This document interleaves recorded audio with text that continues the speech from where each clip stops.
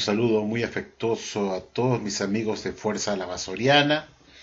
Quiero enviar un saludo muy afectuoso a Luz Ábalos, a Julia Martínez, a Megasidero, a Kefan 234, a Tomás, a Ana María, a Víctor Recargado, a Bromoso Light, a Jorge Nicholson, a mi querido amigo Alfonso Gutiérrez y Max Baeza, a mi amigo Rafael Candelaria y a todos los miembros de Fuerza La Basoriana que siempre están presentes con sus excelentes comentarios, sus excelentes contribuciones, con sus ideas, con sus reflexiones personales que contribuyen a complementar lo que yo expongo en este foro con mis videos. Y yo les agradezco infinitamente a todas estas personas que he nombrado por su gran ayuda,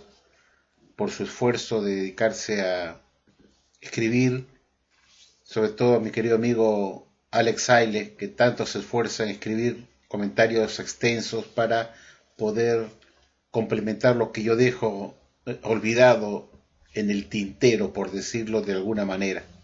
Hoy día quería reflexionar con todos ustedes, amigos del foro, compañeros del foro y los testigos que me puedan estar escuchando. Y a mí me gusta siempre pensar, y siempre estoy acá pensando, meditando, reflexionando, tratando de que mi cabeza funcione, ¿no? Y a veces me causa bastante risa, ¿no? Decir cómo los testigos de Jehová, de un modo muy orgulloso, esgrimen que ellos son la religión verdadera porque son los únicos que cumplen con el mandato de Jesús, que supuestamente Jesús mandó a sus discípulos a ir de casa en casa. Bueno, y eso ya hemos demostrado, pues, que en los textos griegos originales, cuando se trata de Hechos 20:20 y Hechos 5:42, la Watch Tower traduce esos dos textos bíblicos para poder apoyar su enseñanza o su afirmación de que Jesús comandó a sus discípulos a predicar de casa en casa. Hemos demostrado fehacientemente que para que se pueda traducir de casa en casa, la palabra oikia, o la palabra oikos, oikon, que significa casa en griego, cualquiera de esas acepciones significa casa, tendría que repetirse o aparecer dos veces en el griego. Es decir, oikia, eis oikia, que significa casa en casa. La palabra oikia significa casa. Es una palabra griega para significar casa. Entonces, para que pueda traducirse como de casa en casa, en el griego debería decirse oikia eis oikia, que significa de casa en casa. Y esto no ocurre así, lo hemos demostrado fehacientemente que esto en el griego aparece la palabra kata, la palabra griega kata, que significa de acuerdo a. Y los textos de Hechos 20:20 y Hechos 5:42 aparece la palabra kata, que significa de acuerdo a casa. Dice kata oikos o oikia, que es lo mismo, y hemos dicho que oikia o oikos son dos palabras que significan casa en el griego. Oikia u oikos, cualquiera de dos significa casa. Pero en el griego, como he dicho, no aparece repetida la palabra oikia o oikos dos veces para connotar de casa en casa. Más bien aparece kata antes de oikos o oikia. Es decir, antes del sustantivo casa aparece la preposición kata, de acuerdo a casa, a casa. Entonces la traducción correcta en esos textos bíblicos que pretende la sociedad justificar que Jesús mandó de predicar de casa en casa, debería ser de acuerdo a casa. Vayan ya discípulos de todas las naciones predicando de acuerdo a casa, no de casa en casa. Y se pensaba pues que los discípulos tenían de costumbre de visitar las familias, visitar a los, a las personas, hacer visitas particulares, cenar con ellos, con las personas que ellos tenían comunicación, puesto que los discípulos conocían a muchas personas y entonces ellos visitaban a familias y se quedaban a almorzar, a comer, y Jesús los mandó que ellos predicaran en las casas que ellos visitaban, que ya estaban programadas para visitar. No significaba una continuidad de ir de casa en casa. Ya lo explicó muy claramente nuestro amigo Mas Baeza. Inclusive la Watchtower reconoce en la traducción del Nuevo Mundo que la palabra correcta no es de casa en casa, sino de acuerdo a casa, ¿no? Que no es una continuidad, sino es una condición de una visita programada a una casa. Cuando lo inviten a uno a almorzar o una reunión, los discípulos tenían que aprovechar de esa ocasión de predicar en las casas y no para hacer una labor específica, continuada, de visitar casa por casa. Y eso queda desbaratado, ¿no? Ahora, vamos a suponer que fuera cierto, pues vamos a suponer que fuera cierta la afirmación de los testigos de Jehová que Jesús mandó. Voy a hacerlos reflexionar, ¿ya? Voy a hacerlos reflexionar, hacer la mocha. Y los testigos de Jehová dicen que Jesús mandó a predicar de casa en casa y decir tocar las puertas. Vamos a dar el hipotético negado que así hubiese sido, que Jesús mandó a predicar de casa en casa. Vamos a suponer que fue así. Supongamos que Jesús hubiera dicho, vayan, tomen su burro o su mula, que usaban mucho la mula, el burro para trasladarse, o quizás un camello que hubiera por ahí en Jerusalén, y váyanse a Judea, Samaria y Jerusalén en camello para que lleguen a tiempo y toquen las puertas. Vamos a suponer que Jesús hubiese dicho eso, que hubiese agregado, trasládense eficientemente en un burro para que no se cansen o para que lleguen más rápido al lugar donde piensan predicar. Vayan pues en su burro y hagan discípulos de las otras naciones, ¿no? De casa en casa y vayan a predicar. Entonces, si Jesús hubiera dicho tomen su burro y vayan a predicar de casa en casa, entonces los testigos de Jehová tendrían que también seguir al pie de la letra lo que Jesús mandó de tomar un burro, ¿no es cierto? Entonces los testigos de Jehová de ahora tendrían que hacer lo que Jesús mandó, tomar un burro en la actualidad, en el siglo XXI, e irse a predicar, estacionar su burro en una colonia, en un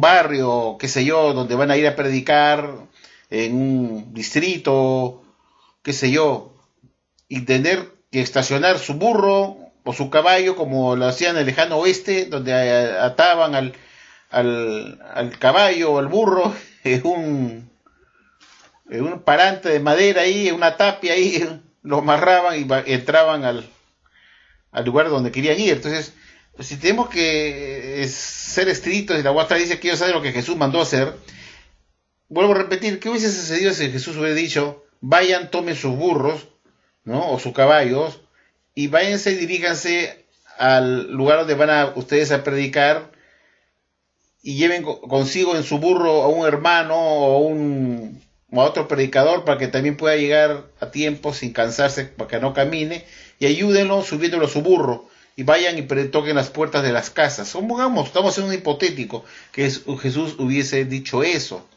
puesto que en esa época no había automóvil, se trasladaban en su mula, en sus burros, qué sé yo, en semovientes ahí para poder hacer más rápido la caminata o la andata, o tómense un camello, ¿no? Que hay mucho allá en Jerusalén. Entonces, los de Jehová, si hacen lo que Jesús manda hacer, tendrían que hacer lo mismo hoy en día, buscarse un burro o un caballo, y en pleno siglo XXI caminar las calles con un burro, ir ahí en grupo, 3 burros, sentados ahí 2 personas en cada burro para ir a hacer la obra misionera, para predicar en determinada colonia, distrito, urbanización, qué sé yo. Porque tienen que hacer lo que Jesús mandó hacer, pues no dice que iba a hacer lo que Jesús mandó hacer, que era predicar de casa en casa. Entonces, si hubiese dicho Jesús en el texto bíblico que tomen su burro y vayan a predicar, Entonces, los hijos de Jehová tenían que hacer lo mismo, pues no solamente ir a predicar de casa en casa, sino también tomar ahora un burro, porque Jesús dijo, tomen su burro y vayan y diríjanse al lugar donde van a predicar. ¿No es cierto? Entonces uno está razonando, está comenzando a pensar qué es lo que es importante acá.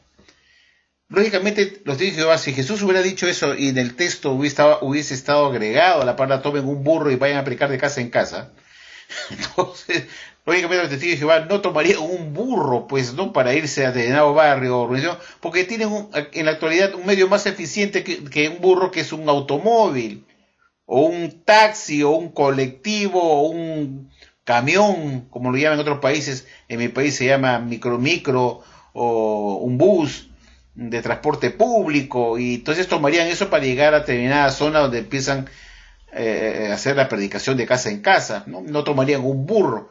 Pero entonces yo podría decir, bueno, porque Jesús mandó que fueran a predicar en un burro hace 2000 años, y entonces los hijos tenían que tomar un burro porque ellos hacen lo que Jesús mandó hacer. No dicen que Jesús son, y que ellos podrían justificar estar usando hoy en día en el siglo XXI un burro porque dice porque Jesús mandó a predicar un burro, que tomen su burro y vayan a predicar. Entonces los hijos de Jehová podrían decir, nosotros somos la única religión verdadera porque somos los únicos que usamos el burro para ir a predicar, un asno, un burro, y somos los únicos que hacemos lo que Jesús mandó hacer, que es tomar nuestro burro o un camello, si es que se pudiera conseguir un camello en la actualidad, y usar el camello pues para hacer exactamente lo que Jesús mandó. ¿No es cierto? Ustedes verían qué ridículo, ¿no? Entonces uno pensaría con la cabeza, ¿por qué Jesús dijo tomen sus burros y trasládense más rápidamente a Jerusalén, Samaria y Judea para empezar la obra misionera ahí? Porque así fue como Jesús le mandó antes de partir al cielo. Vayan, anuncien las buenas nuevas del reino que les he enseñado por todo Judea, Samaria y Jerusalén. Entonces, para llegar a todas esas zonas tenían que tomarse un burro o un camello para no estar caminando, ¿no? Para poder trasladarse más rápido, porque era el medio locomotriz más eficiente que existía hace 2000 años. Un camello, un burro. ¿No es cierto? Entonces, eso es para meditar. Entonces, si vamos a ser fieles a lo que Jesús dijo que hiciéramos, teníamos que tomar entonces también hoy en día un burro, un camello, lo que sea, para imitar lo que Jesús, los discípulos hicieron en su oportunidad, obedeciendo a Cristo. Entonces uno diría, no, pues hay que pensar con la cabeza. En esa época no había otra cosa mejor, ¿no es cierto? Que era un burro, un camello. Ahora tenemos un auto, todo el mundo tiene su carrito, su auto, su automóvil personal para trasladarse al servicio del campo a determinada zona a predicar. No va a tomar un burro porque Jesús lo dijo, no, esa es usar la cabeza. Entonces, el hecho de que Jesús también dijera, vayan a predicar, como dije, en el supuesto negado que Jesús hubiese mandado a predicar de casa en casa, a predicar tocando las puertas de casa en casa, vamos a suponer que hubiese sido cierto eso, ¿ya? Cosa que no, yo le expliqué que eso no está en el griego la palabra casa en casa. Pero vamos a darle crédito a los de Jehová que así hubiese sido. Entonces hay que ubicarse también en el tiempo, que no habría pues otra posibilidad de predicar porque no existían emisoras de radio, no existía la internet, no existía la televisión para aprovechar esos medios de comunicación, pues son medios de comunicación, porque no existían simplemente. Entonces Jesús hubiera dicho, bueno, vayan a predicar de casa en casa, ¿no?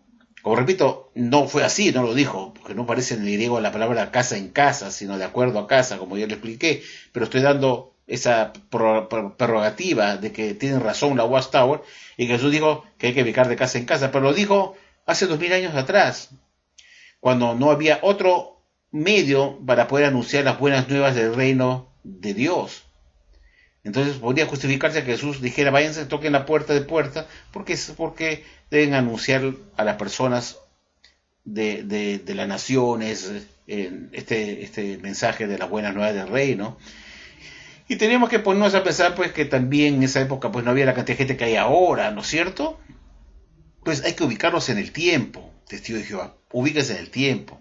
Al igual que ustedes no usarían un burro ni una mula para trasladarse, que sí hicieron seguramente los discípulos de Jesús, que se trasladaban en su mula para ir a predicar seguramente en diferentes ciudades de lo que es ahora Israel, la tierra de Palestina. Tenían que trasladarse de Judea, Samaria, qué sé yo, diferentes partes para hacer ese anuncio. Tenía que tomar su burro, pues, y llevarle comida para que pudiera pastar y comer y ir parando y hasta llegar, ¿no? Entonces no podemos copiar lo que hicieron los primeros discípulos porque no existía el automóvil. Entonces hay que usar la cabeza, ¿no? Pero la apóstol esgrime que ellos hacen lo que Jesús dijo, que mandó. Entonces, repito, si Jesús hubiera mandado también que usen un burro para trasladarse, para hacer la obra ministerial, tocar las puertas, entonces los testigos tenían que hoy en día comprarse su burro y hacerlo vivo y decir, nosotros somos la religión verdadera porque hacemos lo que Jesús ordenó, que tomemos un burro, y así dijo los discípulos, vayan y prediquen de casa en casa, trasládense a tales ciudades, de Samaria, Judea y Jerusalén, trasládense ahí y comiencen ustedes pues a hacer su obra misionera de casa en casa. Entonces tenía que comprarse su burro ahora para hacer lo que Jesús dijo. No, pues hay que ubicarse con inteligencia, hay que razonar, no hay que ser burros, hay que ubicarse en el tiempo. Ahora, otra cosa que yo les diría a los hijos de Jehová es la siguiente. La apóstol esgrime que ellos son la religión verdadera porque son los únicos que predican como Jesús mandó de casa en casa. A Jesús no le preocupaba, en el fondo, cómo tú ibas a predicar. Él mandó a predicar de acuerdo a casa porque no había otra forma de poder llegar a las personas. Pero eso no quiere decir que no se pudieran parar en una plaza, en medio de un grupo de personas y poder predicarles a todos a la vez sin tocar las puertas. Jesús no prohibió eso, ni tampoco hay un indicativo imperativo de que Jesús haya dicho así en forma clara, la única forma de predicar es de casa en casa tocando las puertas. No existe ningún texto bíblico que fuera una regla imperativa, exclusiva, de tocar de casa en casa. Jesús no dijo eso, como ya lo expliqué, sino prediquen de acuerdo a cada casa que visiten ustedes, que tengan oportunidad de visitar. Entonces, no hay ningún texto en la Biblia que Jesús haya dicho, este es el único modo de predicar. No hay ningún texto, solamente que vayan, prediquen en las casas, dice en las casas, katá, dice griego, katá, oikos, katá, oikos, de acuerdo a casa. Entonces, no hay ningún texto bíblico que Jesús haya mandado exclusivamente a que predicar de casa en casa sería el modo cristiano verdadero. Cuando la apóstol dice que ellos son los únicos que hacen eso, los identifica como la única religión verdadera. ¿Qué excusa más imbécil, ¿no? Porque los mormones hacen lo mismo, que yo sepa también ellos tocan la puerta en pareja y tocan las puertas, ¿no? Entonces no son los únicos, los mormones hacen eso, lo pueden ver ustedes en la calle, al gringo con kimosabi con toro al costado, ¿no? ¿Has visto? Gringo, kimosabi, mormón al costado, vale, lo sigue toro, ¿no? Toro y kimosabi, dos que van ahí, el gringo y el indio, que van juntos, vestidos igual casi. Y también tocan las puertas, pues eso no lo hace la religión verdadera. ¿Qué cosa es lo que hace la religión verdadera? ¿El que salgan a tocar las puertas de casa en casa? No. Jesús no está interesado en que tocaran las puertas. Está interesado en que se anunciara el mensaje del reino. Y eso es lo que a Jesús le importaba. Tengo que tocar de puerta en puerta. Él no le interesaba si te pararas en una plaza allá en la época de hace 2000 años atrás, o te pararas en un cerro, en un monte, y hablaras a todo el mundo como hizo Jesús. Jesús hablaba en el monte de los olivos, en el monte de las bienaventuranzas. Cuando Jesús se paró en el monte de las bienaventuranzas, le habló a una grande multitud de personas. Jesús no cumplió el de salir a predicar de casa en casa. Que yo sepa, no conozco ningún caso que Jesús haya tocado de casa en casa para ir a predicar. Él predicaba en público. ¿Por qué hacía eso? Porque en esa época era el único modo más eficaz para llegar a más personas, pararse en el monte y hablarles a todos los que estaban reunidos abajo. Para no gastarse, pues, porque dar ese sermón a una sola persona en una puerta, podía hacerse lo mismo en un monte, dándole a 1000 personas ahí. ¿Se dan cuenta? Entonces Jesús también buscaba el modo más eficiente para anunciar su mensaje y se paraba en los montes y hablaba a las multitudes. Entonces eso indica que no era necesario que uno tocara de puerta en puerta, porque Jesús no lo practicó así. Entonces tampoco les dijo, oiga, no se vayan a parar en un monte, no se vayan a ir a una plaza a predicar ahí y se suban en una banca, un banquito, un taburete, ahí se suban. No les prohibió eso. Jesús estaba interesado que tú predicaras de puerta en puerta. Él está interesado que se predique el Evangelio del Reino y para eso ha sido enviado. No digo, he sido enviado para que vayan a tocar las puertas. No, he sido enviado para que se anuncie este Evangelio de las buenas nuevas del Reino a todas las naciones. Por eso he sido enviado por mi Padre, dijo Jesús. Entonces, lo que interesa para ser la religión verdadera no es quién toca las puertas como Jesús supuestamente mandó, sino quién es el que da el mensaje correcto del Evangelio del Reino de Dios. Ahí está el problema del asunto. La religión verdadera no puede ser determinada por quién es el que toca las puertas. porque es una imbecilidad. Jesús no está interesado que sea un método de tocar las puertas y que con eso os iba a calificar como religión verdadera porque tocan las puertas. No, está interesado qué cosas anunciabas tú, cuál era ese evangelio del reino de Dios. Ese era el problema para Jesús. No le importaba si tú predicabas de puerta en puerta o a las personas en la calle, los interceptabas en una calle y les hablabas a la gente en la calle, o te parabas en una plaza y te parabas en un taburete, una calzada ahí para poder hacerte ver y escuchar. Jesús no te hubiera prohibido eso, porque él lo hizo también en el monte de las bienaventuranzas, predicaba a las masas.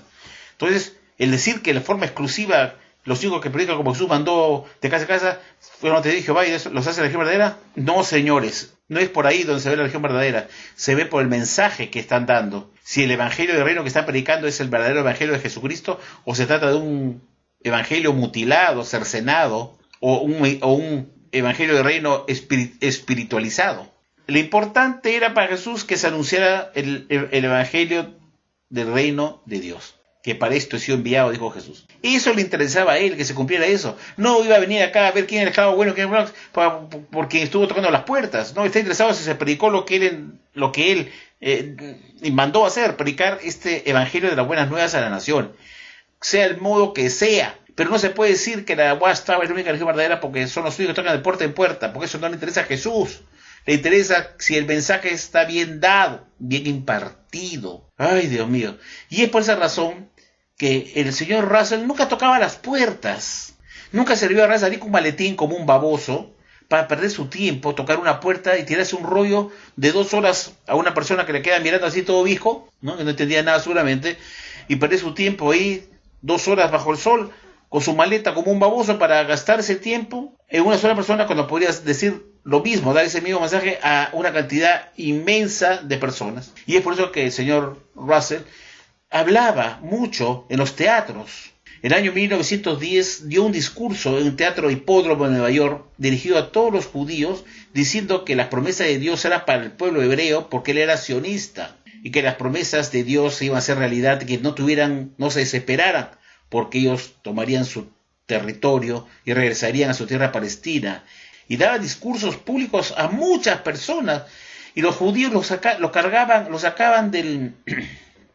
Salió del teatro cargado por los judíos, levantado por los judíos, porque dijo, ustedes son el pueblo de Dios. Y él tocaba perder el tiempo tocando puerta por puerta, porque él sabía que eso era uno de los modos posibles, válidos, hace 2000 años atrás, cuando había menos gente y no había otros medios para dar discursos.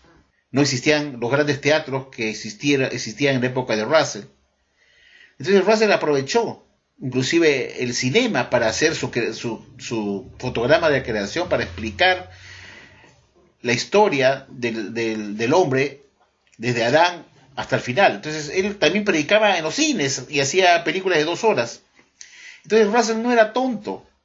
Él era un grande viajante que viajaba a muchos países y no se iba a los países a tocar de puerta a puerta como un baboso. Él jamás tocaba de puerta por puerta con un maletín con otra mano porque se perdía, él era un desperdicio, él era un personaje, era un predicador internacional. Y él se ubicaba en los teatros famosos de esa época. Cuando viajó a Londres se fue al Palladium. Y ahí en el Palladium, o Palladium como se dice en inglés, ahí daba discursos a un montón de gente en ese teatro Palladium de Londres. Él era un hombre de clase, de categoría, era un predicador, era un pastor que no se perdía perdiendo su tiempo tocando puertitas como un baboso. Él era un predicador internacional que solamente se dirigía a grandes teatros cerrados, mayormente teatros cerrados, y ahí daba sus discursos.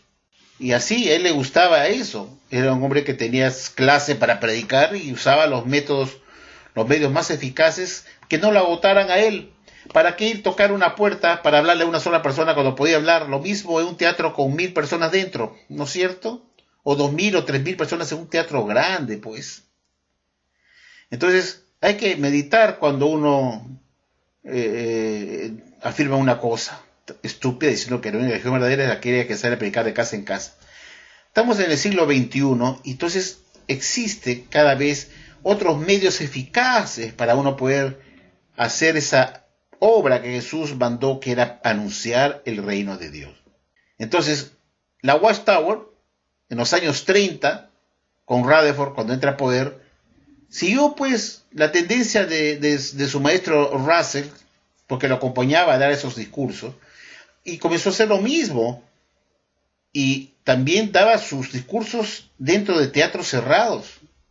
Ahí una vez entró a un teatro y predicó y lo pifiaron una vez. Sus enemigos ahí lo pifiaron, pero tiraron plátanos de un teatro lleno de gente.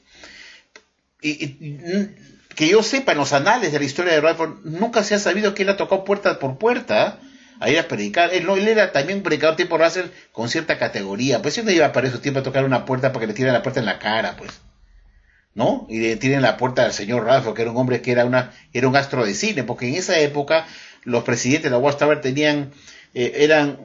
había un cierto culto a la personalidad. En esa época el presidente de la Watchtower tenía mucha importancia, como fue Russell Rutherford, y decayó ya después con Knorr. Knorr quitó el culto a la personalidad del individuo, ¿no? Entonces esos dos predicadores, como fueron Russell y Rutherford, tenían un culto a su personalidad y eran personajes predicadores internacionales que no iban a desperdiciarse, no se iban a rebajar a tocar una puertita para que le tiren la puerta en la cara.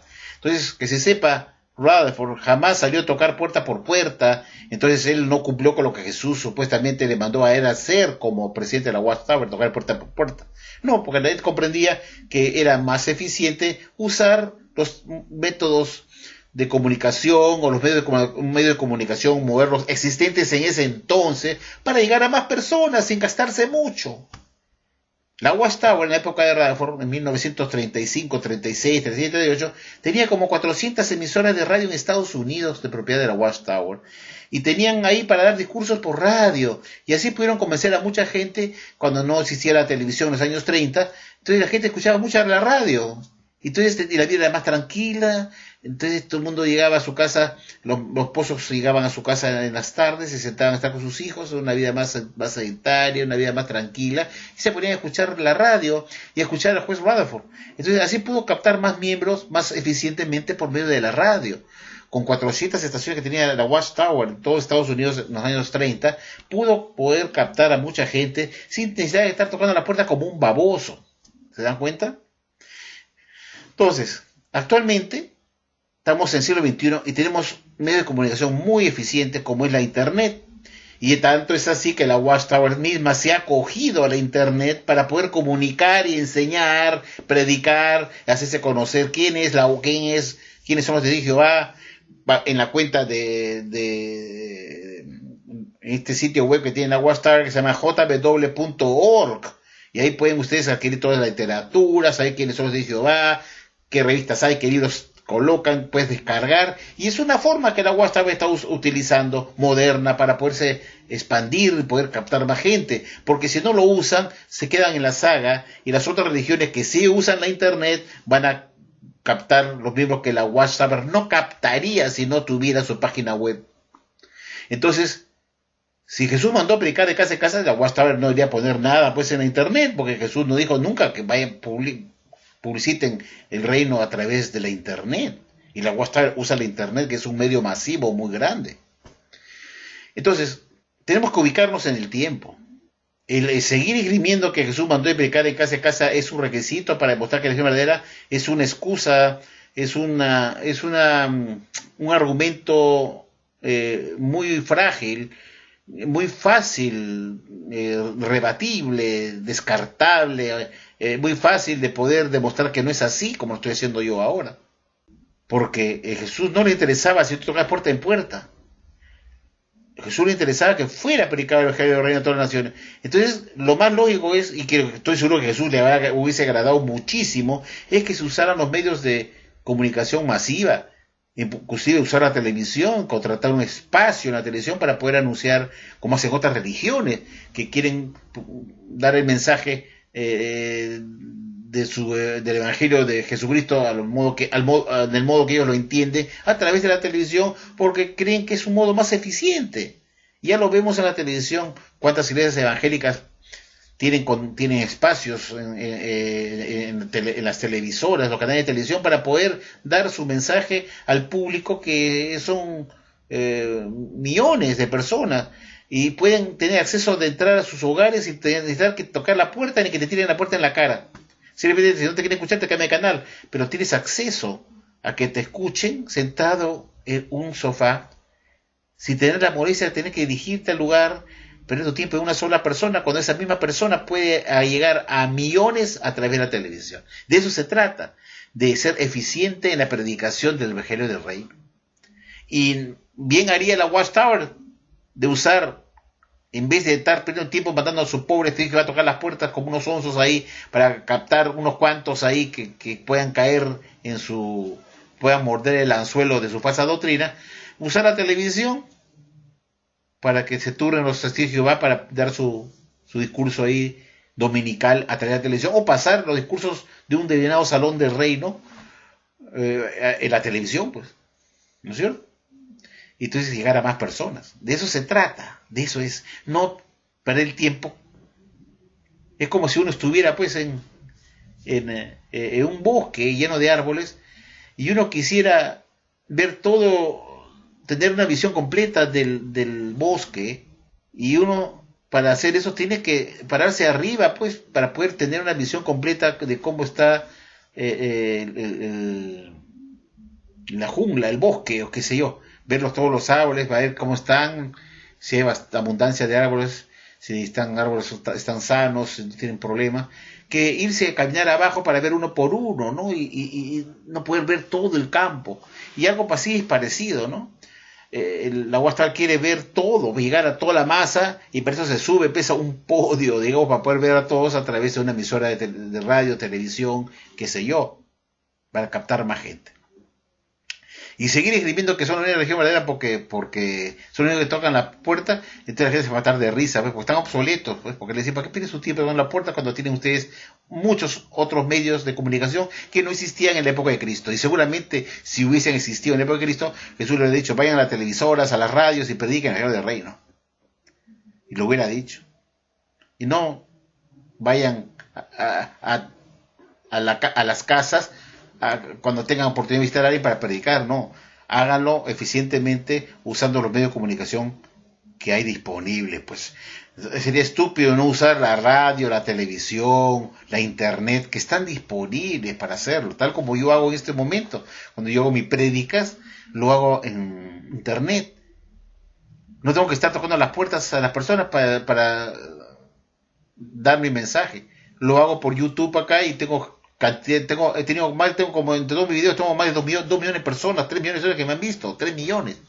Así que no lo hubiera logrado eso, 3 millones, ni en toda mi vida de existencia, tocando de puerta en puerta, pues. Sin embargo, he logrado tener 3 millones de visitas en todos mis videos. ¿Se da cuenta? Que es más eficiente.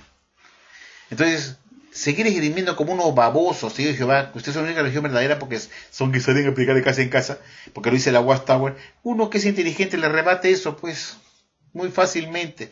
Entonces, ¿por qué la Watchtower sigue usando la internet para predicar? ¿Por qué ahora usa carritos y lo paran en las esquinas para mostrar su literatura? Porque están viendo que hay más gente que pasa en la calle que está tocando puerta por puerta. Entonces, tienes 500 personas que te pasan delante de una calle que pueden ver tus revistas y te van a preguntar. Entonces es una forma de hacer que la gente venga a ti y no tú ir a ellos. ¿Te das cuenta? Al ponerte en la calle con tu carrito ahí, sanguchero, perdón, tu carrito con tus 2 ruedas y tus revistas ahí, haces que la gente vaya a ti y te pregunten, oye, ¿qué es esto? ¿No? Y no que tú estés tocando la puerta con un maletín cerrado que no sabes qué cosa hay adentro de ese maletín, ¿no? Que quizás hay una bomba y no te abren la puerta porque creen que tienes una bomba metida ahí, ¿no es cierto? No te abren la puerta porque creen que tienes una ametralladora y vas a saltarlo. No te abren la puerta, ahora con tanta delincuencia no te abren la puerta ya. Tienen miedo. Entonces se dan cuenta que mejor es hacer que la gente venga a uno. ¿Y cuál es la única forma? Poner su carrito grandote parado ahí con todas las revistas hasta la iPad y toda la literatura chatarra que tienen ahí. Entonces la gente que está pasando ahí en la calle mira y se acerca, te digo, va. Ya no te digo a ti acercarse a la persona, tocando la puerta como un baboso, esperando que te abran, o te tiren pila, orina por la ventana, qué sé yo. Ese es el criterio. Uno tiene que, la muestra se está modernizando, se da cuenta que más eficiente es lo que está haciendo ahora, usando la internet, o parar un par de babosos ahí, te digo, va, ¿no? Nunca son gringos, ¿no? Son ¿no? Los peones, los obreros, ¿no? lo último, el escalafón más bajo, los peones. Los ponen ahí parados en el sol, parados ahí, sacochándose en el sol, con sus revistas ahí. ¿Por qué no haces un misionero, no? Nunca vemos un misionero que esté ahí, una esquina con su carrito. No, esos gringos son, oh, yo soy gringo, ¿qué va a estar yo como un cholo ahí parado, mostrando revistas acá a la gente? Oh, qué vergüenza, no, yo soy gringo, soy clase superior, que vayan los cholos, los rotos, los guachos ahí, que vayan los guachos ahí. Y así es la cosa, pues. Entonces, ya hemos aclarado que decir que la religión verdadera es aquella que hace lo que Jesús dice que es de pecar de casa en casa, es la peor que uno puede escribir para decir que la religión verdadera. Lo que es importante acá es si el mensaje que se está predicando es el mensaje verdadero del Evangelio del Reino que está en la Biblia. Ahora, la Watchtower, yo siempre he dicho que la Watchtower pues, tiene alimentos chatarra que se tiran a la basura. Uno de los libros que también están en la basura es este que está acá. El hombre más grande de todos los tiempos. Y aparece en el CD-ROM de la biblioteca de la Watchtower, ¿no? Pero está descartado. Si bien aparece en el CD-ROM, no lo pueden obviar porque es del año 1991 este libro. Entonces, si no van a publicar los libros de 1991, entonces el CD-ROM de la biblioteca Watchtower va a quedar con unos cuantos libritos. Entonces, no pueden obviar ponerse máximo retrospectivamente hasta 1970 y tienen que incluir este libro que ahora no se cree, que se llama El hombre más grande del mundo. Y lo tienen ahí en la biblioteca de la sociedad Watchtower, este libro, en el CD-ROM. Pero este libro está descartado porque no se cree lo que está aquí adentro. Y yo estaba revisando este libro y, Dios mío, yo me agarro la cabeza y lo tengo acá marcado, fíjense, los he marcado acá. Porque acá habla del tema que he hablado en mi discurso, pues, este discurso que les di yo a los testigos de Jehová, en la charla magistral, a los testigos de Jehová sobre la señal de los últimos días, y es realmente ridículo cómo la Watchtower enseñaba en este libro. Claro que ahora no se cree, ¿no? Yo ese digo, ¿qué religión de porquería esta?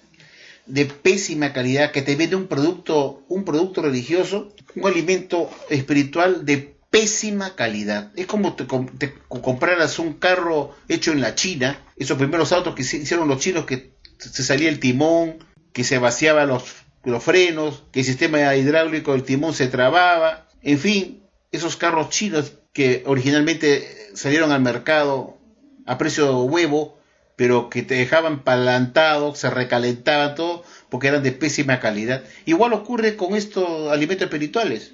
Parece que alimentos espirituales hechos en la China, de baja calidad, que no ha pasado un buen control de calidad. Esa es la realidad. Yo me pongo a revisar esta página 111, por ejemplo, esta página 111 que habla de la señal de los últimos días, que está acá. Y me puse a leer qué es lo que se llama la Watchtower, de qué cosa era la señal de los últimos días, y yo me quedo. Mira, acá hay una parte que la Watchtower, en esta revista que yo les mostré en el video de la clase magistral, que subí este video de la clase magistral para Jehová, en esta revista Atalaya de 1949, 15 de julio, que hablaba de la señal que Jesús le dio a sus discípulos, la Watchtower decía acá, en esta Atalaya que hemos visto, decía que la señal era esa señal que está en Mateo 24:30, que usa por primera vez la palabra señal ahí, no en Mateo 24:4, 5 adelante, nunca dice señal compuesta de diferentes eventos, dice ocurría estos sucesos durante periodo prolongado, que llevará a ver la señal del Hijo del Hombre viniendo en las nubes del cielo con todo poder y gloria, y sus ángeles con él. Y eso es Mateo 24:30, y esa era la señal. Y lo decía esta Atalaya de 1949 que les acabo de mostrar. Y lo enseñaba así claramente. ¿Qué era esa señal que le pidieron a Jesús los discípulos cuando estaba Jesús en el Monte de los Olivos?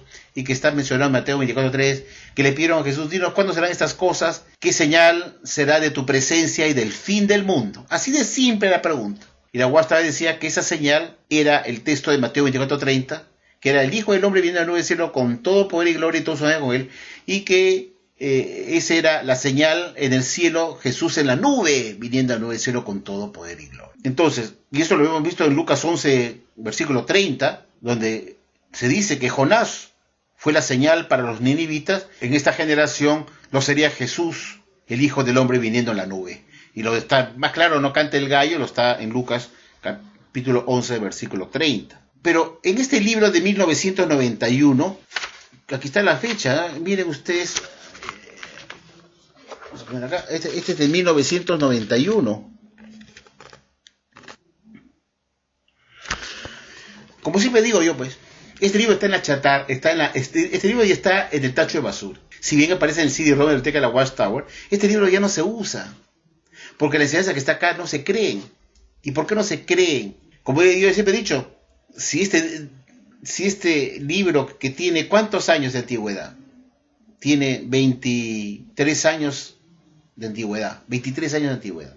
Si un libro de la Watchtower que tiene solamente 23 años atrás ya está en la basura, y la Watchtower tiene 135 años de existencia, entonces quiere decir que la Watchtower ha estado enseñando mentiras por 110 años, y su literatura está toda en la basura, y esta de 1991 está en la basura, y también la que está en la basura son hasta 1995, también hasta 1995, puesto que se enseñaba en ese momento que la separación de ovejas y cabras se había iniciado en 1914. En este libro de 1991, la Watchtower da su propia explicación de esa señal que le piden los discípulos de Jesús. Y fíjense qué contraste de explicación nos da la Watchtower en 1991 de lo que nos decía acá en forma muy escueta en esta traída de 1949, que nos decía que esa señal que le pidieron sus discípulos a Jesús, que significaría que Jesús ya estaba presente y que ya besaría el fin del mundo, era la señal del Hijo del Hombre viniendo en la nube del cielo con todo poder y gloria y sus ángeles con él,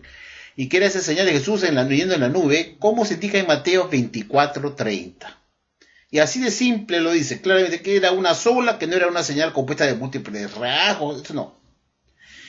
Y acá la Watchtower da su otra interpretación diferente, diciendo así: unas semanas antes él había hablado de su presencia, un tiempo durante el cual el Hijo del Hombre ha de ser revelado. Y antes de eso, les había hablado de la conclusión del sistema de cosas. Por eso los apóstoles tienen mucha curiosidad. Dicen, ¿cuándo serán estas cosas que tendrían como resultado la destrucción de Jerusalén y su templo? Ya ahora hablan que se trata de la destrucción de Jerusalén y su templo. ¿Y qué señal será de tu presencia y la conclusión del sistema de cosas? Y de la Watchtower dice, en realidad su pregunta tiene tres partes. Ya no hablan de que la señal era una señal compuesta de 20 rasgos.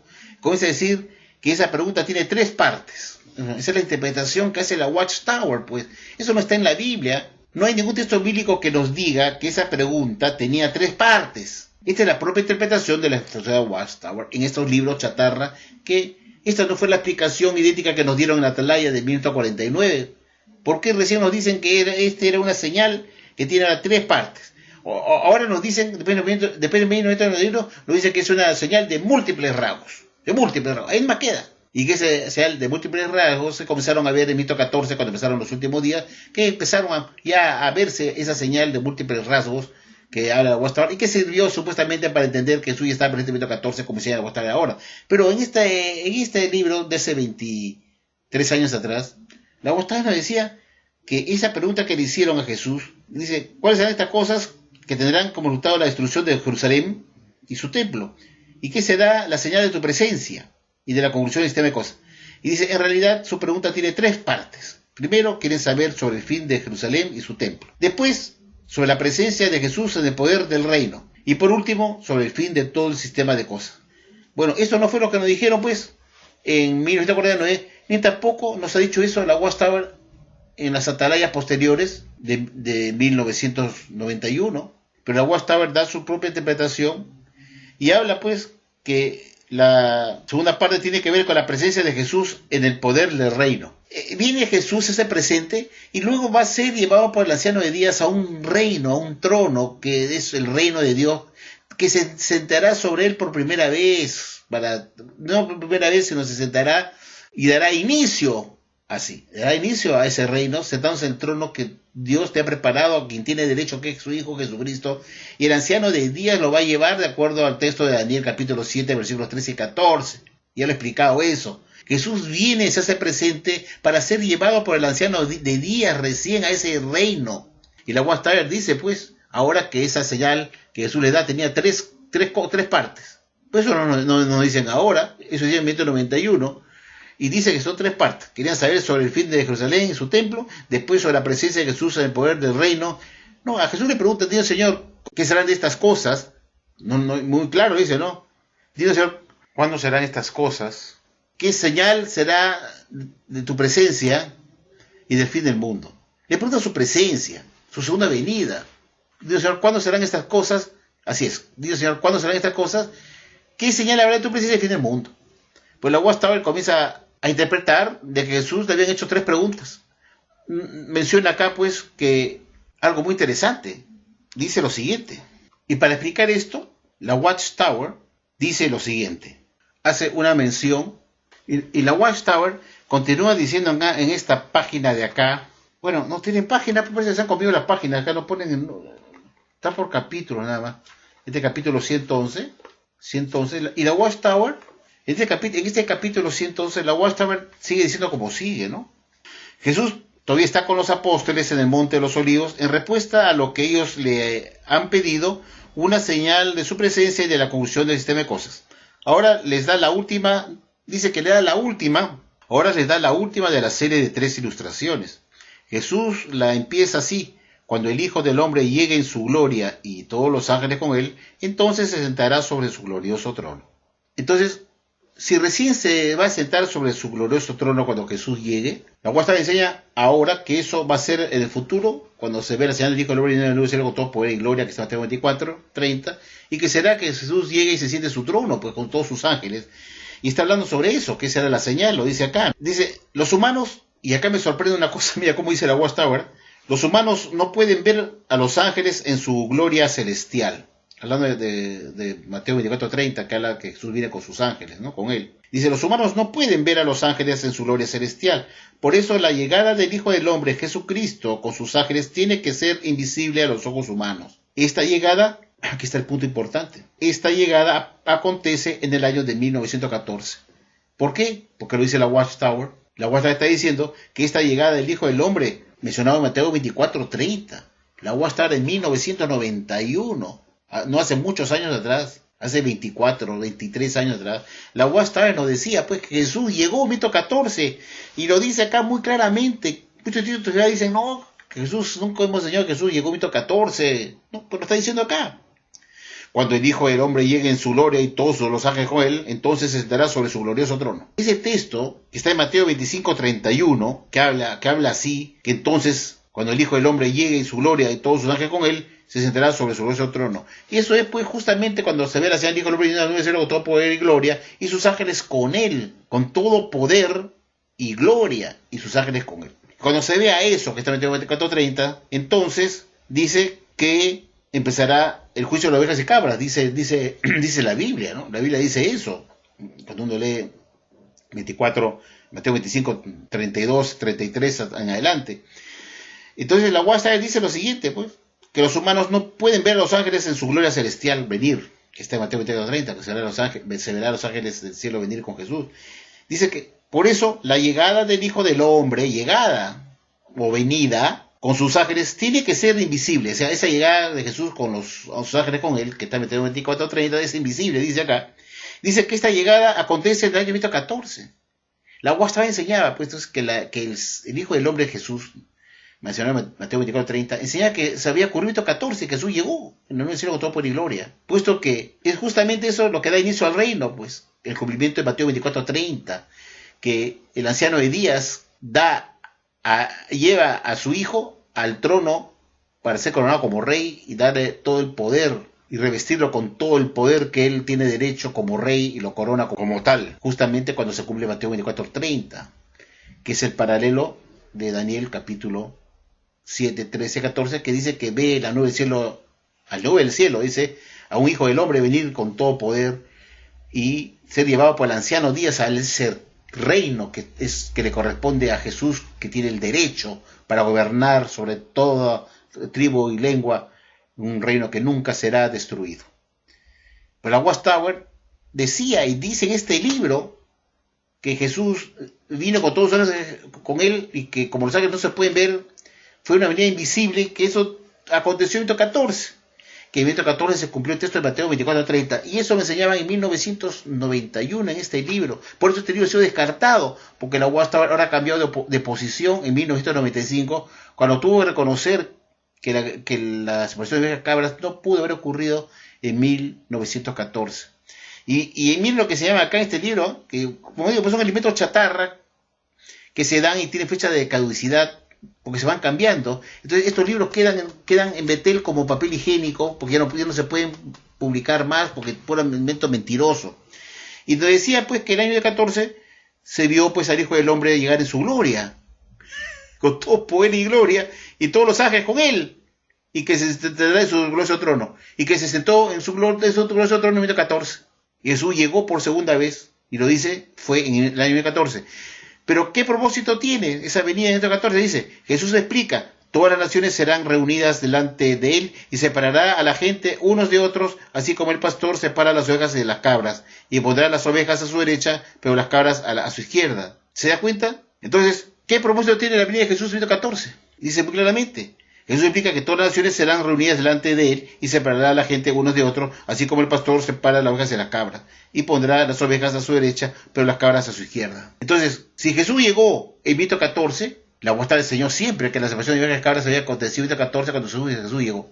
Ahora la UAS pues es una religión confusa, enseña cosas intrincadas. No me sorprendería que acá la UAS me diga, no, que Jesús llegó pues en 14, fue coronado como rey, se vio a Jesús venir en los 9 siglos con todo poder y gloria en 14. En forma espiritual, que los ángeles no se pueden ver, y que la separación de ovejas y cabras todavía hablará del futuro después de la gran tribulación. Pero ¿cómo pudo venir Jesús en 14 con el texto de Mateo 24:30 si Mateo 24:30 está después de la gran tribulación futura? Recordemos que Mateo 24:29, un versículo antes, dice, inmediatamente después de la tribulación de aquellos días, el sol será oscurecido, la luna no dará su luz, y las estrellas caerán del cielo, y los poderes de los cielos serán sacudidos. Y luego pasa al texto de Mateo 24:30 que dice, y luego se verá la señal, dijo el hombre, llenando el cielo con todo poder y gloria. ¿Cómo pudo ocurrir esto en 14? La UAS dice que esto ocurrió en 14, cuando el Hijo del Hombre llegó en su gloria y todos los ángeles con él, y se sentó en su glorioso trono, y que todo esto se cumplió en el año 14. ¿Cómo pueden decir eso si eso está después de la gran tribulación? El texto de Mateo 24:30, justamente para justificar que Jesús dio el inicio al reino en 14. Esta religión da un alimento espiritual de pésima calidad, falso, absurdo. Por eso este libro está en la basura. ¿Cómo es posible que me digan que dice que los humanos no pueden ver a los ángeles en su gloria celestial? Por eso la llegada del Hijo del Hombre, y la llegada dice, o segunda venida, por eso la llegada del Hijo del Hombre Jesucristo con sus ángeles tiene que ser invisible a los ojos humanos. Esta llegada acontece en el año de 1914.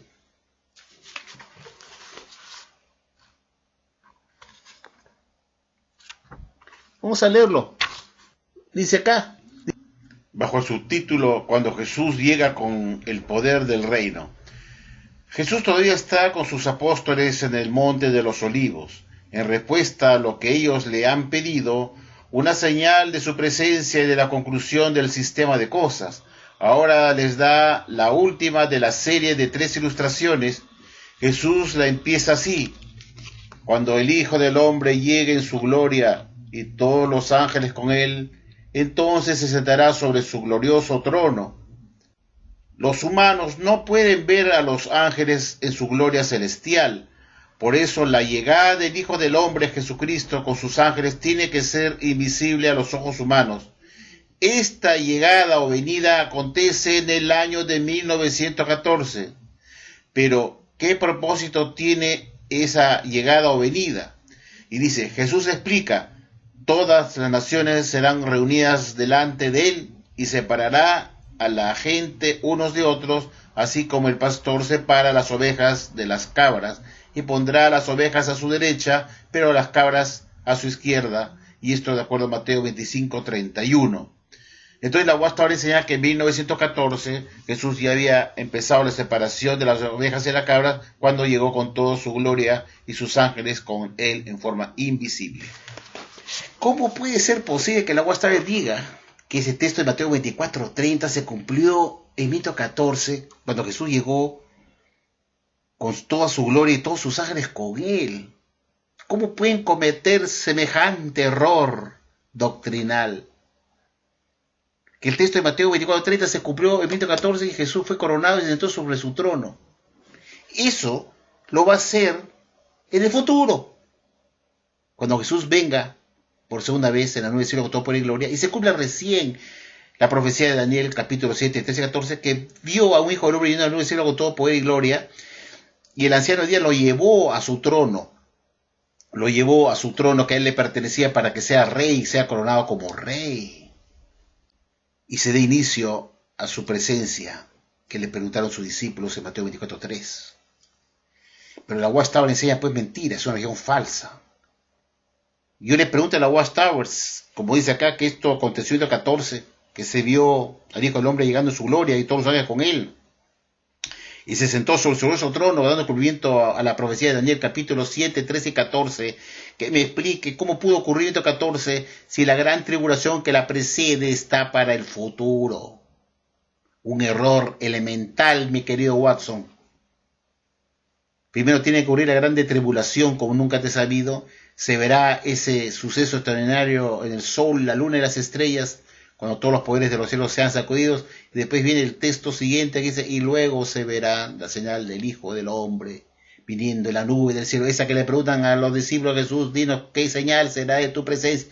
Y ahí es el único momento que Jesús usa la palabra señal en Mateo 24:30. No lo usa en Mateo 24:4 en adelante, llamándole señales compuestas o eventos compuestos. No, Jesús comienza a enumerar una serie de eventos que siempre han ocurrido en la humanidad, siempre, desde la época de Jesucristo, siempre, que eran los últimos días, que no empezaron en el 14, los últimos días empezaron en el primer siglo, porque son los últimos días de los 7000 años de la historia del hombre.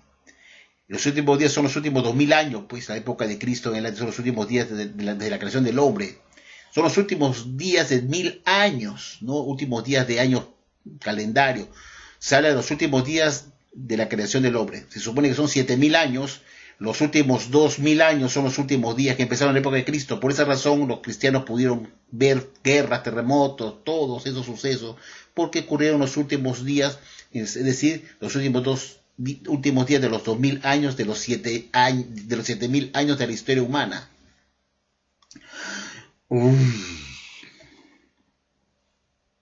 De los 6000 años de la historia humana, disculpen que me corrija, ¿no? Los dos últimos son los dos últimos 1000 años, pues, los últimos días.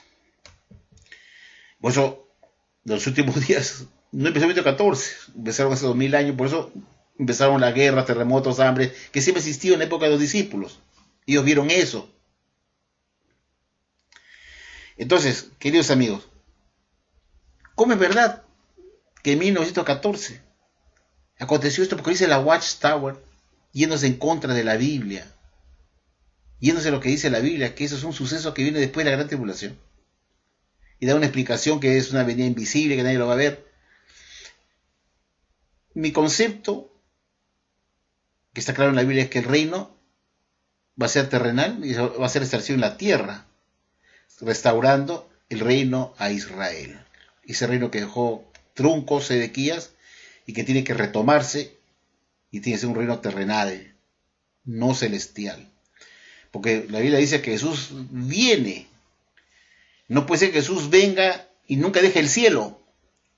Jesús está en el cielo ahora y va a establecer su reino en el cielo. Entonces, ¿a dónde fue? Si nunca salió del cielo para establecer el reino.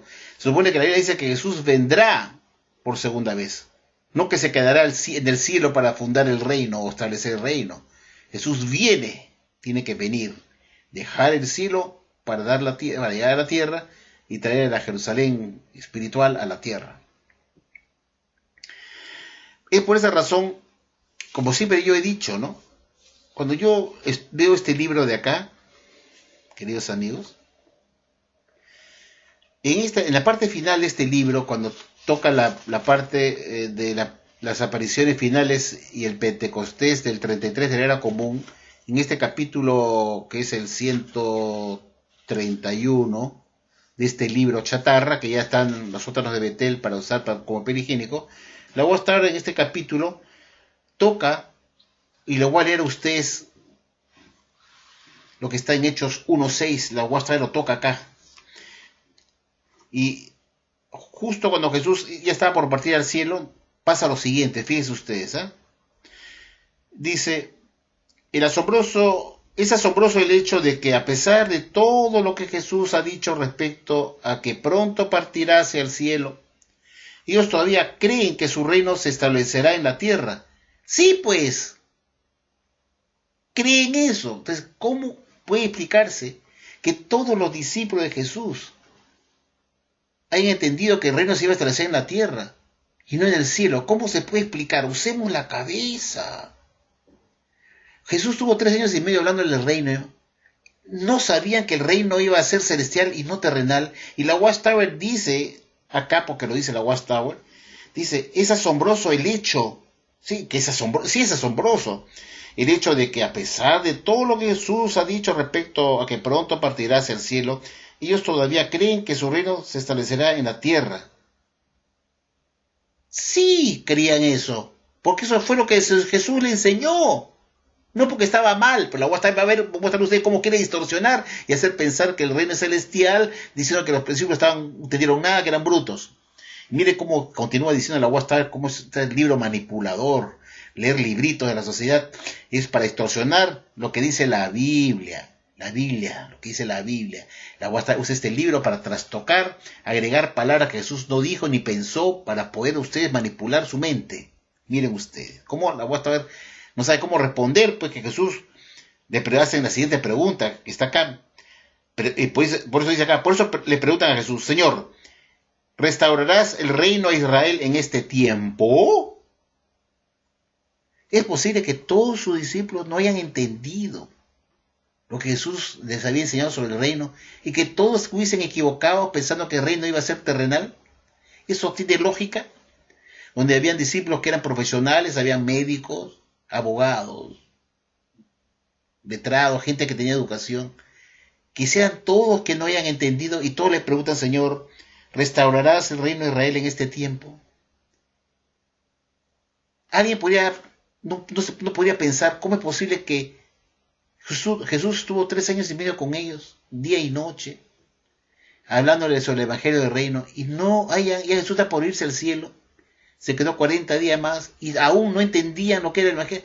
Y Jesús no hubiera partido al cielo, se hubiera quedado preocupadísimo. Estaba ya por partir. Hubiera dicho, ¿para qué vine para estar con 3 años y medio? Y los voy a abandonar para que enseñen un evangelio errado, equivocado, diciendo que el reino va a ser terrenal y no celestial. Y Jesús se quede mudo. Mire cómo pone acá la Watchtower. Mira lo que dice la Watchtower acá, ¿no? Dice, mira, son palabras que la Watchtower pone acá, que no están en la Biblia, porque esta es una religión falsa, una religión satánica. Dice, en vez de corregir una vez más las ideas equivocadas de ellos, no, señor. Eso lo dice la Watchtower porque quiere acomodar sus doctrinas a lo que ellos quieren que se crea. Jesús, no hay ningún texto en la Biblia en Hechos 1:6 donde le hacen la pregunta a Jesús, que Jesús haya dicho que en vez de querer corregirlos, Jesús sencillamente les dijo, como dice acá, Jesús sencillamente contesta, no les pertenece a ustedes adquirir el conocimiento de los tiempos o sazones que el Padre ha colocado en su propia jurisdicción. Entonces, recalcando de nuevo la obra que tienen que hacer, dice, recibirán poder cuando el Espíritu Santo llegue sobre ustedes. Ahí muere la cosa. Observen ustedes, queridos amigos del foro, que Jesús no los corrige. La otra dice, en vez de corregirlos, no, debió corregirlos, pues. Dice acá, en vez de tratar de corregir sus ideas cerradas. Esa frase, esa oración que puede aguantar en este libro, es poner en la mente de Jesucristo cosas que no ha pensado ni ha dicho. En vez de querer corregirlo, como diciendo que Jesús quería corregirlos y optó por no corregirlos. Pero era necesario corregirlos. Si estaba mal, ¿cómo se iba a quedar Jesús tranquilo sin decirle, oigan, idiotas, el reino va a ser celestial y no terrenal? ¿Cómo se iba a ir así feliz? Se hubiera enojado con ellos. ¿Cómo es posible que no han aprendido la lección? He estado 3 años y medio con ustedes y no estudian, no han comprendido, no han prestado atención a mis enseñanzas. Eso le hubiera dicho. ¿Cómo voy a irme ahora al cielo tranquilo sabiendo que ustedes no han entendido nada? No. Jesús se quedó, miren ustedes cómo la Watchtower trastoca, cómo este libro son diabólicos, libros diabólicos, que ponen palabras que Jesús no ha dicho. Dice, en vez de tratar de corregir una vez más las ideas equivocadas de ellos, para hacer pensar que Jesús estaba pensando que ellos estaban errados por la pregunta que le hicieron. No, eso es mentira. Eso es manipular las escrituras, manipularlos a ustedes y de ponerle a Jesús palabras que él no dijo ni pensó de ellos jamás. Jesús simplemente les contesta, como dice acá, no les pertenece a ustedes adquirir el conocimiento de los tiempos, razones que el Padre ha colocado en su propia jurisdicción. Al contestar Jesús así, quiere decir que él se sintió tranquilo porque los discípulos sí entendieron cuál era el mensaje del reino y que era la restauración de Israel. Jesús avaló la pregunta, solamente les dijo, no les toca conocer cuándo eso será, que Jehová lo tiene a su propia potestad, solo él lo sabe. No invalidó la pregunta diciendo están equivocados. El reino no es la restauración de Israel, sino es en el cielo. Jesús no se hubiera quedado jamás mudo, sino que se iba a ir al cielo y les iba a dejar a ellos esa misión de anunciar una mentira, un mensaje errado. Los hubiera corregido, no como dice la Watchtower, como no sabe cómo responder que Jesús no los corrigiera. La Watchtower dijo, en vez de corregir una vez más las ideas equivocadas de ellos, no, señor. Eso es una mentira, esta relación de porquería satánica, de poner palabras de Jesús, decir lo que Jesús estaba pensando, que estaban equivocados en eso. Y que en vez de corregirlo, dijo, no les toca a ustedes saber las razones, los tiempos y las razones que Jehová ha puesto en su sola potestad. Pues es grave. Si hubiera estado equivocado, Jesús no se hubiera quedado mudo sobre un tema tan importante como el mensaje del Evangelio del Reino. Jesús se fue tranquilo porque se dio cuenta que ellos sabían bien qué cosa era el reino, que era la restauración del reino de Israel. Los entendieron perfectamente en la tierra, que era la restauración del reino de Israel en la tierra. Lo entendieron perfectamente. Si nos simplemente dijo, no les toca saber cuándo va a ser eso, nada más. Y se fue tranquilo. Pero la Watchtower, como no sabe cómo responder a eso, ¿cómo les contesto ahora a ti, Jehová, que Jesús no los haya corregido? Si el reino va a ser celestial, ¿por qué no le dijo, oigan, burros, no va a ser en la región de Israel, sino va a ser en el cielo? No le dijo. Digo, no les toca saber usted cuándo va a ser eso. Eso que te me están preguntando, no les toca cuándo va a ser, solamente lo sabe Jehová. O sea, Jesús estaba avalando la pregunta, que estaba bien, pero no les tocaba saber cuándo iba a ser. Pues la Watchtower, como no sabe cómo responder a eso, dice, en vez de tratar de corregir una vez más las ideas equivocadas de ellos, Jesús sencillamente contesta, no les pertenece a ustedes adquirir el conocimiento de los tiempos o sazones que el Padre ha colocado en su propia jurisdicción. Y así la Watchtower de forma manipuladora trata de desvirtuar la pregunta correcta a los discípulos, que era, ¿restaurarás a Israel el reino ahora o será después? ¿Cuándo lo harás? Entendieron el mensaje, que el reino era un reino que significaba la restauración del reino a Israel que Sedequías dejó vacante cuando fue llevado en cautiverio por Nabucodonosor. Y que él sería el que le corresponde sentarse en ese trono davídico. Entonces el trono va a ser terrenal. Por eso Jesús dijo, los mansos heredarán la tierra. No dijo, los mansos heredarán los cielos. Porque si fuera así, entonces si los ungidos famosos van a los cielos, ¿qué quiere decir que ellos no son mansos, sino que son lobos rapaces? ¿No es cierto? Que pensar con la cabeza. Pero aquí he mostrado cómo la Watchtower tiene pues doctrinas realmente que enseñanzas falsas, que dicen que están guiados por el Espíritu Santo de Jesús, enseñando doctrinas falsas, calumniando a Jesús, poniéndole en su boca palabras o poniendo en su mente pensamientos que no tuvo jamás, para poder poner a Jesucristo como cómplice en sus falsas doctrinas. Jesús, en vez de querer corregirlos por sus ideas equivocadas, Jesús nunca pensó que fueran ideas equivocadas. De lo contrario, se los hubiera aclarado al instante. Contrario, le dijo, no les toca saber cuándo. Contrario, lo avala la pregunta, diciendo, no les toca saber cuándo eso que me han preguntado, esa región de Israel será establecida. O será restaurada, el reino de Israel. No les toca saber cuándo va a ser. Pues la Watchtower sí lo sabe. Dice que fue en 1914. Que Dios estableció su reino en 1914. Que solamente lo tiene Jehová, su pueblo, potestad, cuando él va a entregar el reino a su hijo. El día de la hora no sabe nadie, pero la Watchtower sí lo sabe, dice, 1914. Esta religión es una basura de religión, doctrinas falsas, y hablo con pruebas acá. La Watchtower dijo que el texto de Mateo 24:30, que ahora se dice que va a ser para el futuro, se cumplió en el año 1914, y que empezó el juicio de las ovejas de cabra. Por eso este libro también tuvo que acabar en la colección de tantos libros que fueron a la basura. Qué lindo libro, ¿no? ¿Cuánta gente? Ahí este libro lo usaban para dar estudios bíblicos. No, este libro no es estudio bíblico. Este se estudiaba el libro, este libro se estudiaba los días martes. Esto se estudiaba en los días martes, que me acuerdo que se estudiaba en el año 1997, 96, 97 se usaba este libro. En los estudios del martes. Sí, señor. Y así enseñaban, pues, que Jesús vino, ahí lo que acabo de mostrar, se lo he hecho leer, en 1914. ¿Esta es la religión verdadera? Que no tiene, primero te decían que la señal era, acá, te dicen que la señal era una sola, la de Mateo 24:30. Después, con el tiempo, en este libro chatarra, te dicen que la señal estaba formada por 3 rasgos, por 3 acontecimientos. Y otro punto interesante que está acá, es que acá la Watchtower habla, que me parece interesante, antes de terminar, leerlo.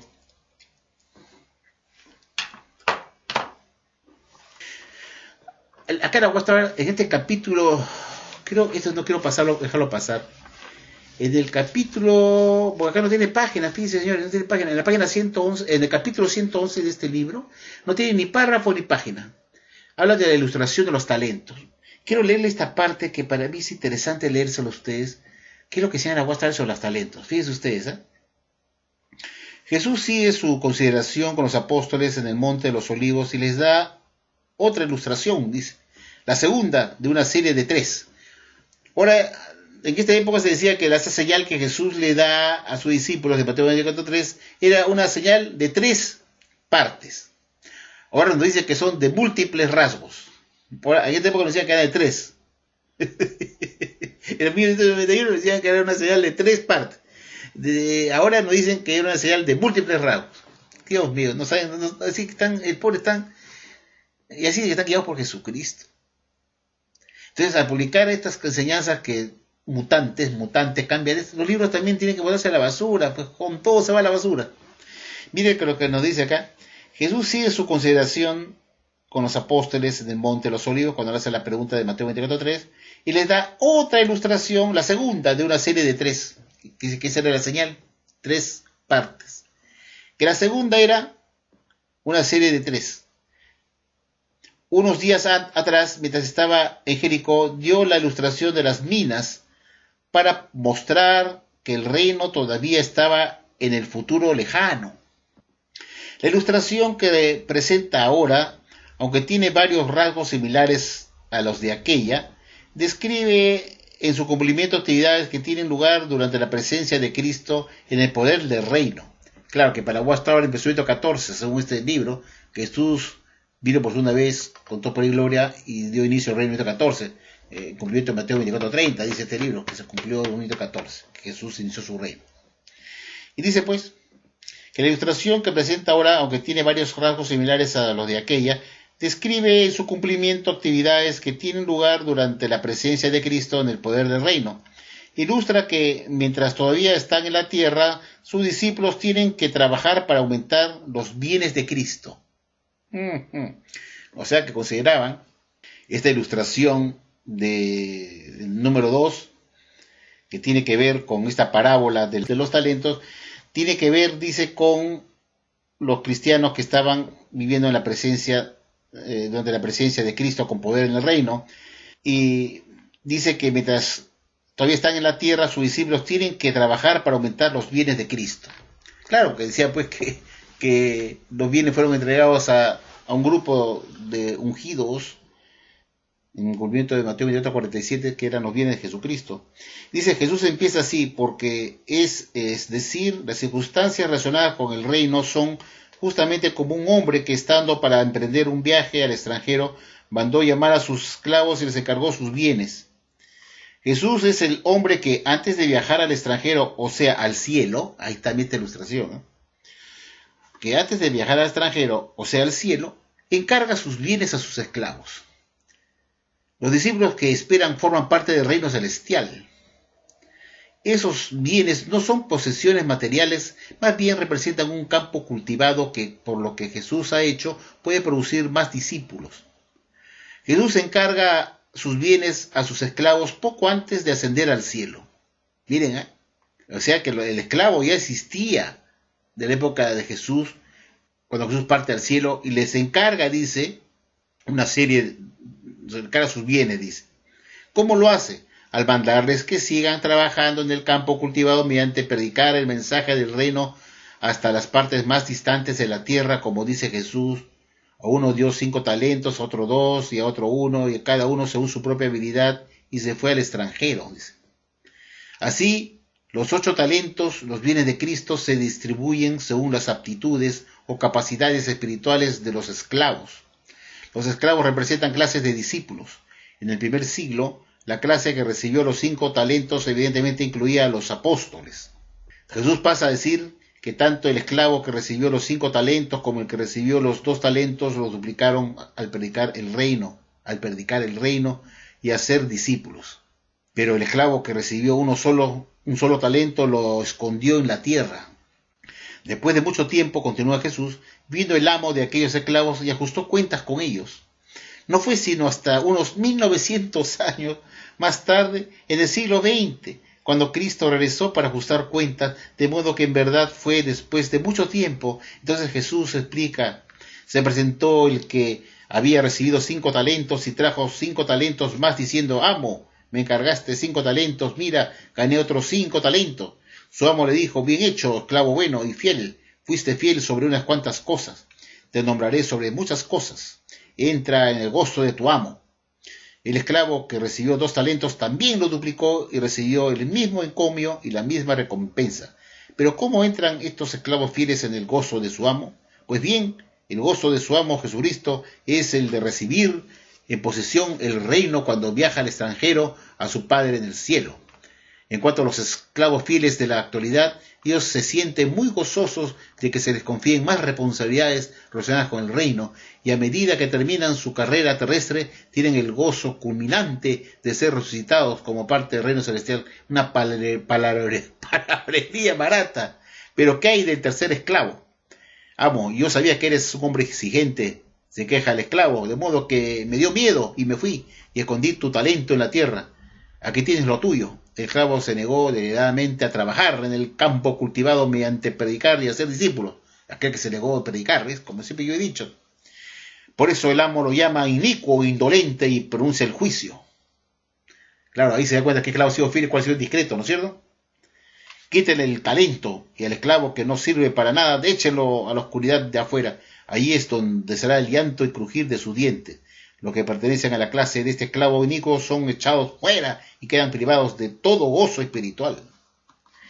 Y continuó diciendo, esta es una lección seria para todos los que afirman ser seguidores de Cristo. Si quieren disfrutar del encomio y la recompensa que Él da, y evitar que se les eche a la oscuridad de afuera y finalmente la destrucción, deben trabajar para dar aumento a los bienes de su amo celestial mediante participar de lleno en la obra de predicar. A este respecto manifiesta diligencia usted. Acá hay una doble contradicción. Acá hay una doble contradicción. La Guata dice que esta parábola, o esta parábola de los talentos, se cumplió cuando Jesús vino en 1919 para hacer una inspección, pues, lo está diciendo acá, para ver qué esclavo había cumplido esa misión, para ver quién era el esclavo bueno y cuál era el esclavo malo. Dice que se cumplió en el siglo XX, 19 siglos después. Esta palabra de los talentos, cuando el amo, que estaba en un viaje largo, regresó. Dice que fue en 1919 que Jesús retornó para hacer una inspección. No dice 1919, pero dice en el siglo XX. Y sabemos que en el siglo XX, pues, estaba hablando de 1914, cuando dice que Jesús vino a hacer una inspección. Y nos dice también que nosotros los cristianos de ahora tenemos que también seguir con la misma actitud de los cristianos del primer siglo y de los que fueron antecesores de nosotros, que también son esclavos. Como siempre he explicado, todos somos esclavos, que tenemos que hacer la obra de predicación. Pues si Jesús ya vino para hacer la inspección en el siglo XX, como dice acá, ¿por qué la Guastada nos sigue diciendo que nosotros también tenemos que hacer la misma obra de predicación y hacer discípulos, cumplir con la otra de Jesús?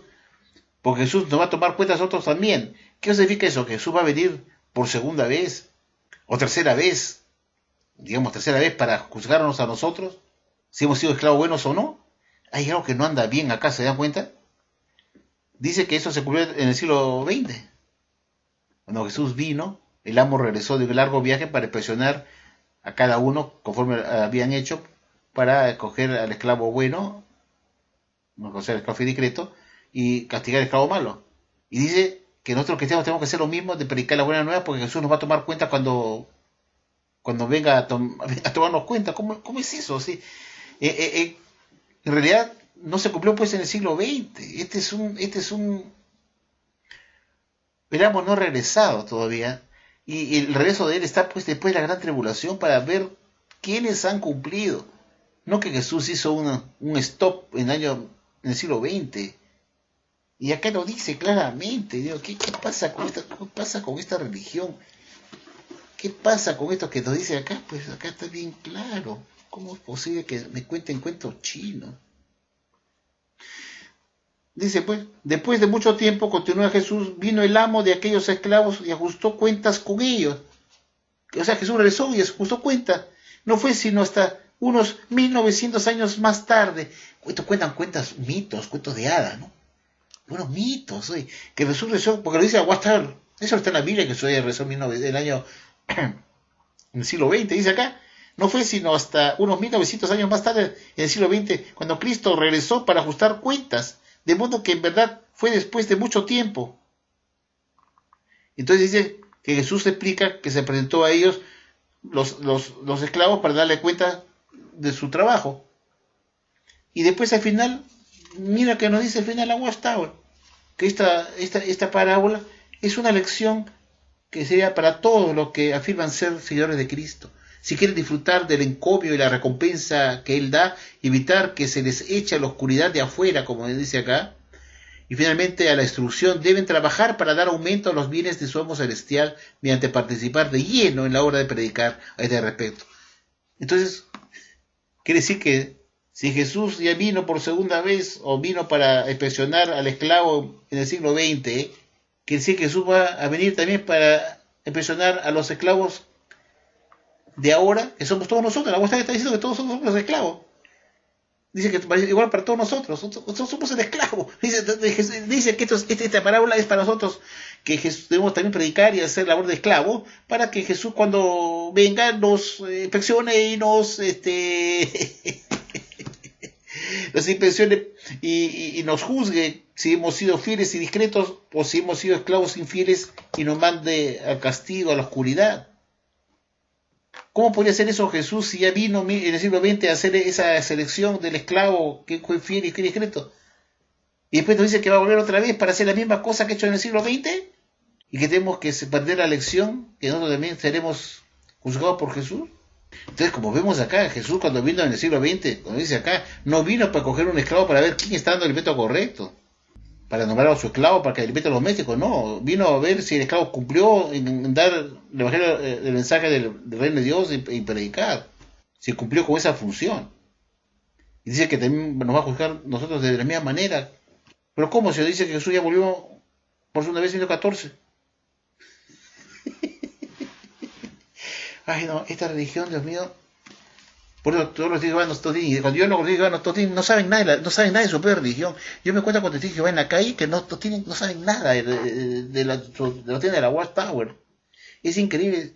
Y siguen esta religión porque están emocionados, porque es muy bonita, porque tiene bonitos locales, y les gusta cantar los himnos del Salón del Reino. Les gusta hermanita, unos babosos, ¿cómo está hermanita? Pero no se pueden investigar todas las estupideces que se hallan en sus libros chatarra, que se tiran a la basura.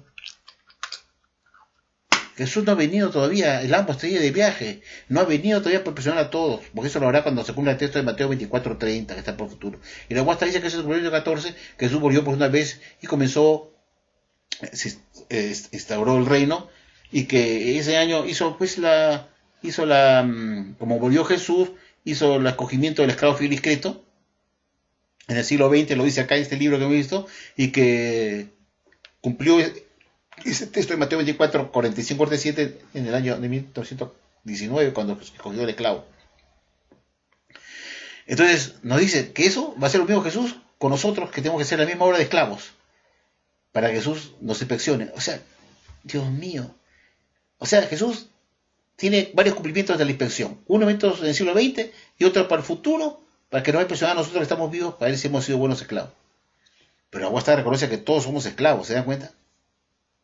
Todos somos esclavos.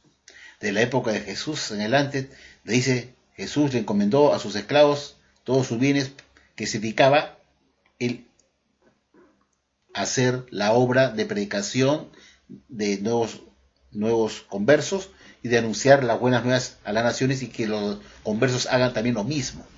De eso se trataba, cultivar el campo que Jesús había dejado como bien a sus discípulos, que no eran bienes materiales, sino era la obra de predicación. Lo dice bien claramente, eran todos los discípulos y los que vinieron después, generación en generación, hasta nuestros días. Pero Aguasta nos mete la idea que Jesús vino en el 14 con el cumplimiento de Mateo 24:30, y que en ese momento hizo la selección del esclavo y escogió. Entonces, ¿para qué vendría otra vez a coger un nuevo esclavo? A ver, ¿va a dar cumplimiento de ese texto varias veces? Que venía otra vez para lo que estamos ahora vivos, para que vea si somos fieles o discretos como los que fueron en 1919. La verdad que esta religión no tiene ni pies ni cabeza cuando la cosa es tan sencilla, tan simple. Todos somos esclavos, tenemos que esa misión de predicar a buenas nuevas a las naciones, y luego esperar que venga Jesús en nuevo cielo con todo poder y gloria, de Mateo 24:30, cuando vendrá a la tierra a restaurar el reino de Israel, como lo preguntaron a sus discípulos a Jesús. Es en la tierra.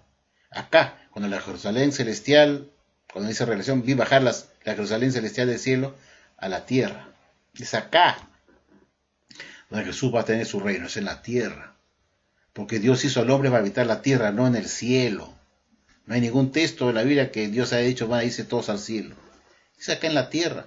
Los mansos heredarán la tierra. Está muy claro eso en la Biblia. Los mansos heredarán la tierra. Y el reino significa la restauración en su estado original del reino a Israel. Eso es todo. Donde Jesús es el que tiene derecho a sentarse a ese trono como único rey en la tierra, para regir a todos lo que Dios nos puso en la tierra para habitar en la tierra. Dios no creó al hombre para habitar los cielos, lo creó para que habitara la tierra. Y eso es muy claro.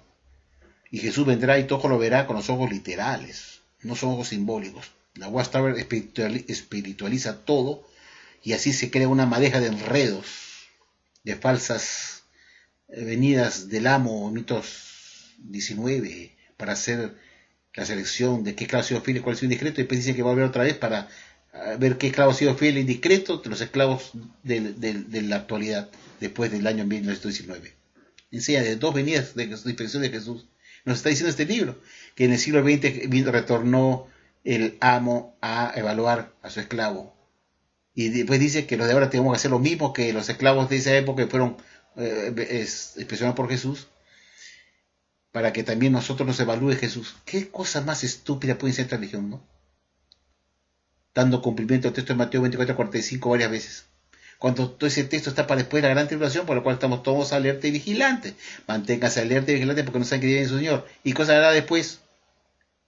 Mateo 24:43, 44, hasta 45. ¿Quién se causa indiscreto?